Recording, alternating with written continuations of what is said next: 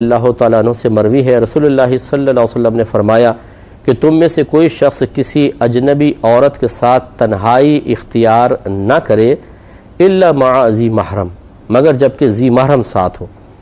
یعنی آپ کی بھی کوئی بیوی ہے، زوجہ ہیں جیسے، یا والدہ ہیں، بہن ہیں، اور پھر کوئی عورت ہے تو یہ تو چل جائے گا ایک چیز، لیکن اجنبی عورت کے ساتھ تنہائی اختیار کرنا منع ہوتا ہے.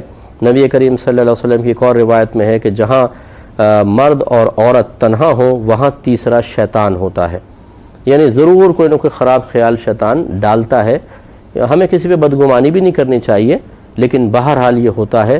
تو اس لیے خواتین کو اگر وہ ضرورتاً جاب کر رہی ہیں تو شریعت اجازت دیتی ہے کہ ضرورت کے تحت عورت جاب کر سکتی ہے، لیکن حکم یہی ہوتا ہے اور علماء یہی فرماتے ہیں کہ اس میں کوشش حتی الامکان وہ عورت یہ کرے کہ مرد سے کسی معاملے میں تنہائی نہ ہو.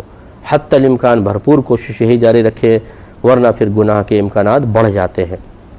لیکن ہمیں بہرحال کسی پہ بدگمانی نہیں کرنی چاہیے، لیکن ایک شرعی مسئلہ ہے تو میں آپ کو بتا رہا ہوں.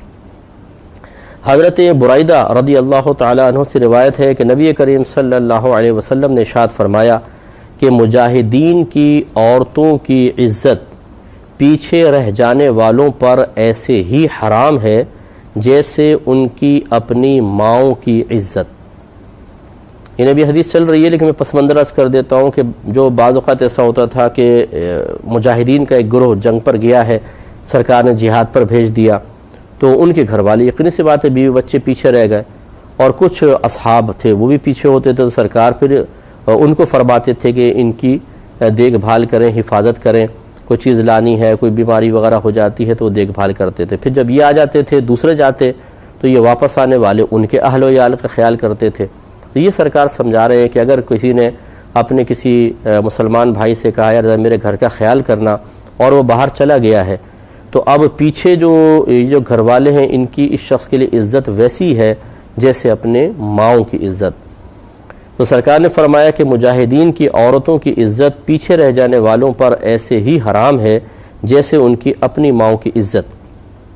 پھر فرمایا کہ پیچھے رہ جانے والوں میں سے جو شخص مجاہدین میں سے کسی کے گھر والوں کا جانشین یعنی نگران بنے اور پھر خیانت کرے تو قیامت کے دن وہ مجاہد کے سامنے کھڑا کیا جائے گا، اور وہ اس کی نیکیوں میں سے جتنی چاہے لے لے گا یہاں تک کہ وہ راضی ہو جائے. یعنی اللہ تعالیٰ اس کو آفر کرے گا کہ تم اس شخص نے تمہارے اہل میں خیانت کی ہے، جتنی نیکیاں تم لے جاؤ، جب تک تم راضی نہیں ہوتے نیکیاں لے لو.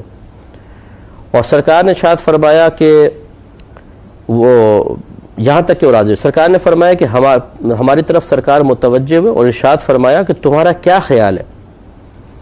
یہ اس کی تفسیر یہ بیان کی ہے شرح کہ سرکار نے بات بیان کر کے فرمایا کیا خیال ہے تمہارا بتاؤ. تو مراد یہ تھی سرکار کی کہ کیا خیال ہے اس شخص کے بارے میں کہ جس کو یہ آفر کر دی جائے کہ وہ جتنی نیکیاں لے لے، تو کیا وہ تھوڑی بہت نیکیوں پہ راضی ہوگا؟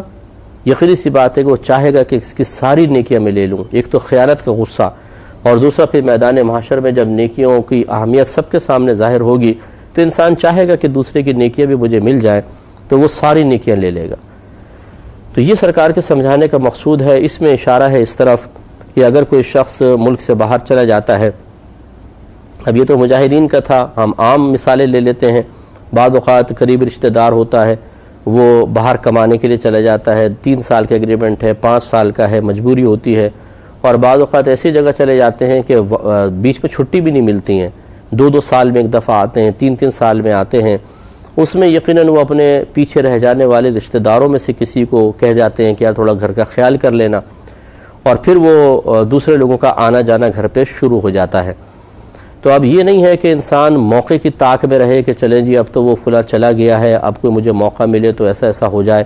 تو یہ یاد رکھیں سرکار نے کتنے سخت الفاظ بیان فرمائے کہ جو پیچھے رہ جانے والوں کی حفاظت کرے اس عورت کی عزت اس شخص کے لیے بالکل ایسا ہے جیسے اپنی ماں کی عزت. تو اس لیے خیانت کا تصور بھی نہیں پیدا ہونا چاہیے، اور جو ایسا کرے گا تو میدان محشر میں پھر اس کے سامنے کھڑا ہوگا.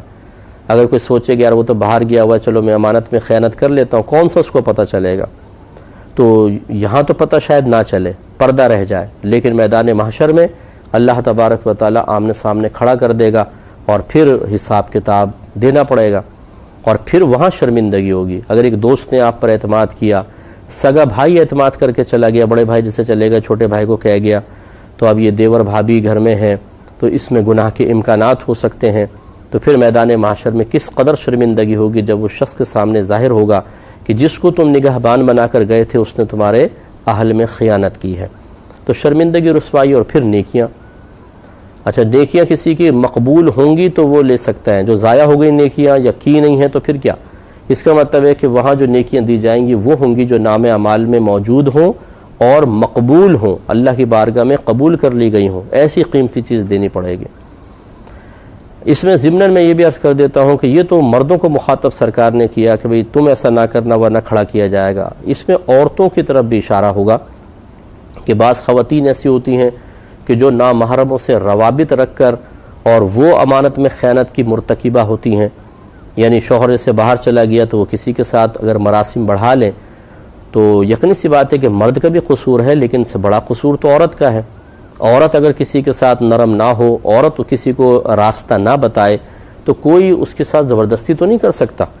تو یہ اکثر جو کیسز ہوتے ہیں اس میں بعض اوقات اگر چیز منکشف ہو جاتی ہے تو لوگ مرد کو ہی برا کہہ رہے ہوتے ہیں کہ بھئی اس نے ایسا کیا، اس نے ایسا کیا، لیکن صحیح بات یہ ہے کہ بہت سی جگہوں پر قصور خود عورت کا ہوتا ہے۔ وہ جان بوجھ کر کسی کو قریب آنے دے گی، وہ جان بوجھ کر کسی سے روابط بڑھائے گی یا کسی کو بڑھانے دے گی تبھی ہوگا نا۔ اگر وہ کسی سے رابطہ نہ رکھے تو بالکل کوئی آگے نہیں بڑھ سکتا، تو اس لیے قصوروار تو عورت بھی ہوگی۔ لیکن اکثر یہ دیکھا جب اس قسم کے کیسز آتے ہیں تو عورت بالکل مظلومہ بن جاتی ہے، اور ہمدردی کرنے والے بھی عورت کو سپورٹ کر رہے ہوتے ہیں کہ دیکھیں جی اس کے ساتھ ایسا ہو گیا، اس کے ساتھ ایسا کر دیا، اس مرد بھائی بہت ظالم آدمی ہے۔ تو بھائی اس نے کیا زبردستی کیا تھا، یہ کس طرح کیا تھا، کیا عورت راضی تھی کہ نہیں تھی؟ اگر تو واقعی اس نے زبردستی کی اور عورت بالکل راضی نہیں تھی تو پھر تو بیچاری پاک باز ہے، سارا قصور اس کا ہے۔